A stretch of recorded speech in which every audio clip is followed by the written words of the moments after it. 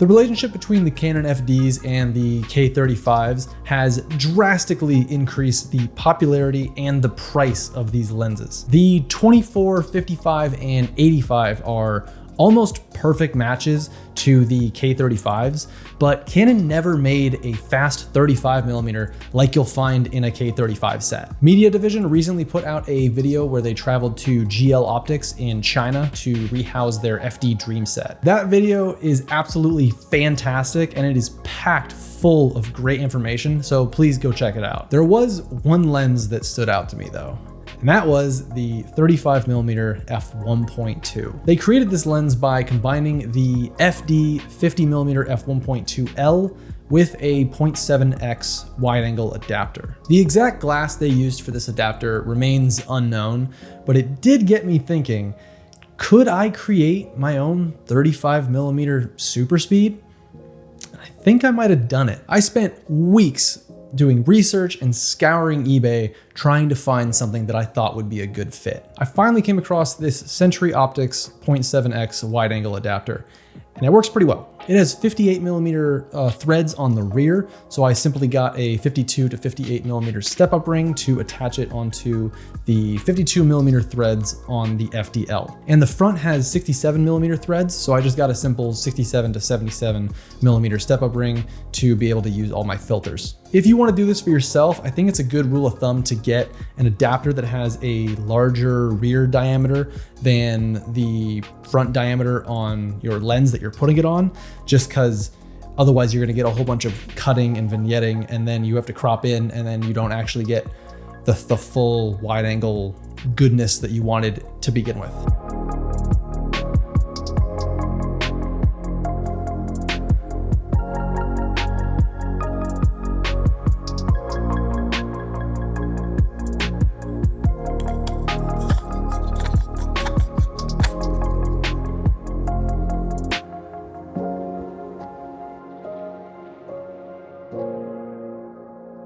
I just want to say right out the gate that this adapter will soften your image. Anytime that you add glass in front of the glass that you're already using, it's bound to degrade the image to some extent. My main goal with this test was to see if it degrades it to a level that I find acceptable. And I can report that with this adapter, the results are pretty good, but later on I got a different one which has much better results. Wide open, the 50mm by itself is very sharp for a vintage lens. Adding the adapter in the studio, we can definitely see a loss in sharpness.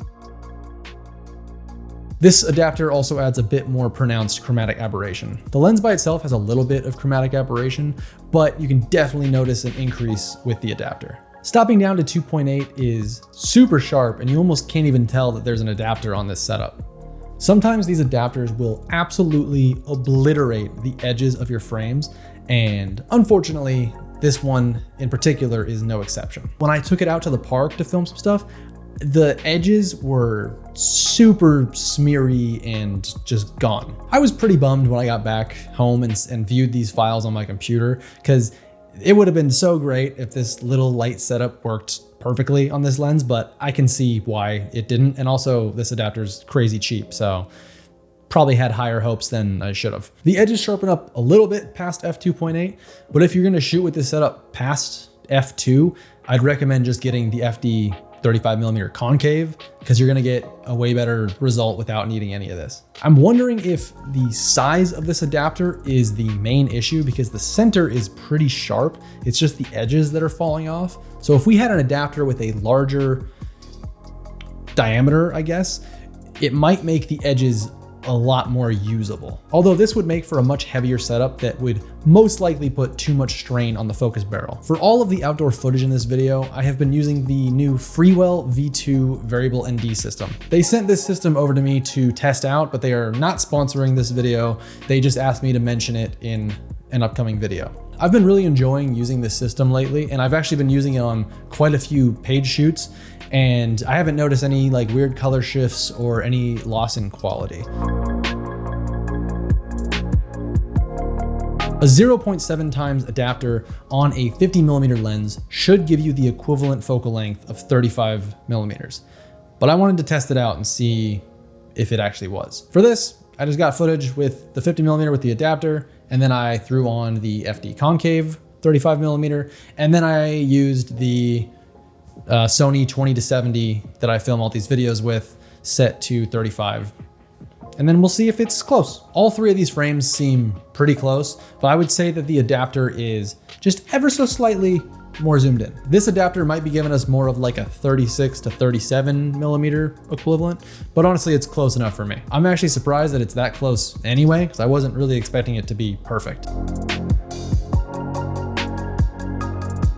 In terms of flaring, I was really worried that this cheap little adapter was going to absolutely ruin the beautiful flares that you get from the FD 50mm 1.2L. And thankfully, to my surprise, it didn't. This adapter barely affected the flares at all, and in some cases actually reduced them a little bit. Wide open, the flares look pretty similar to what you'll get with the lens without the adapter, but you do get this like wacky, warpy flare when the light's a bit off center. Stop down, that wacky flare goes away, and it looks pretty similar to the lens without the adapter again, but actually does reduce it a little bit when the light is off center, probably because the flashlight isn't hitting the front element anymore because it has that extra bit on the end, which is the adapter. Overall, I am very pleased with the flare performance of this adapter because it's wicked cheap, dude.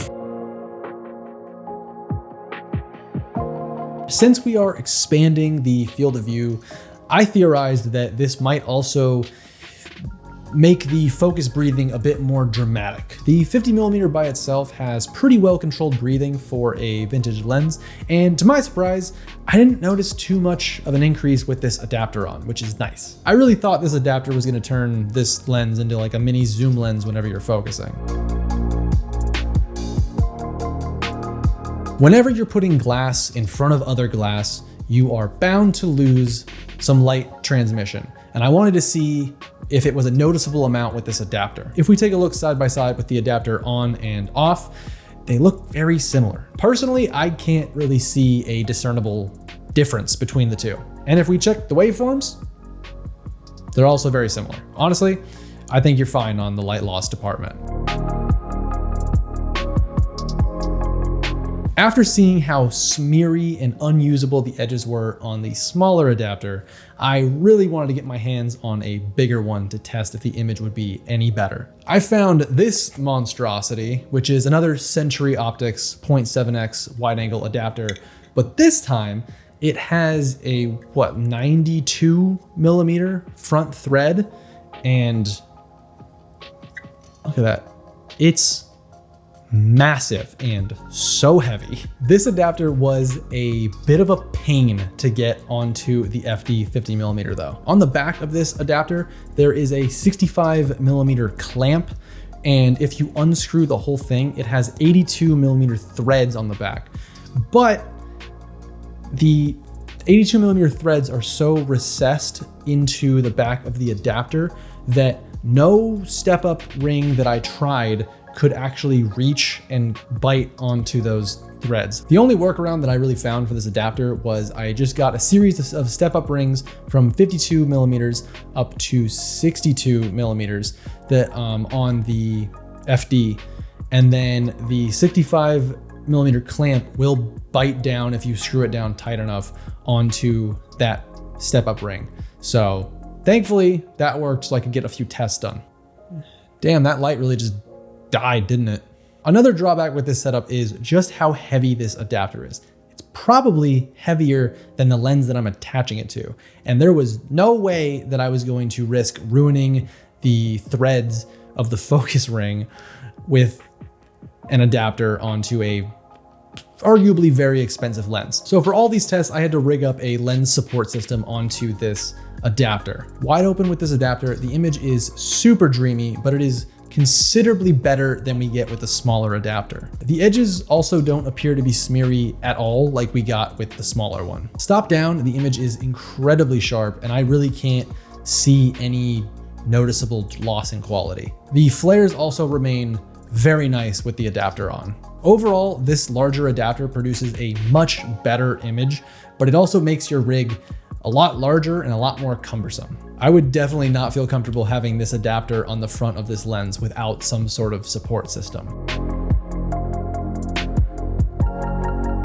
Along with the 35mm K35, there is also an 18mm that doesn't appear in the FD lineup. TLS offers an 18mm in their FDX rehousings, and to make this, I assume they just take an FD24 1.4 and attach a 0.75x wide-angle adapter. While I couldn't find an adapter that would work super well for this setup, I assumed that I would just be able to take the larger adapter, put it on front of my FD24, and then crop in a little bit in post.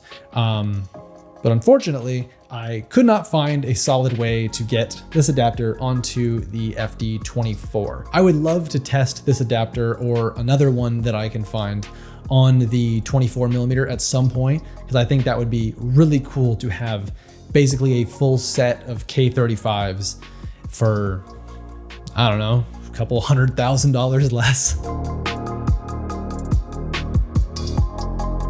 What I've found throughout this journey is that you can do this setup as cheaply or as costly as you want. For these tests, I just went with really cheap adapters that I could find on eBay because I just wanted to test a theory, so why spend a bunch of money? For the smaller adapter, I paid $25, and for the larger adapter, I paid $35, not including shipping on either of these. You can go really expensive if you want, and I've seen some of these adapters listed for as much as $2,500. That better be some damn good glass. I have a pretty extensive set of FDs at the moment, so I really wanted to recreate the K35 as best as I possibly could, which is why I used the FD 50mm L and the 24L. You could also use an FD 50mm 1.2 non-L version, which would definitely keep the cost down, but that lens is also quite a bit softer, like I tested between the two in a previous video. I would love to try this setup with a more expensive adapter, so hopefully someday in the future we can make that happen. I had a blast with this experiment creating a 35mm K35. What do you think of using these adapters to create new focal lengths in your set? Have you done it? Are you interested? Let me know in the comments. Anyway, that is going to do it for today's video. If you enjoyed it, please consider liking and subscribing. It really does help this channel out. But with all that being said, I'll see you in the next one.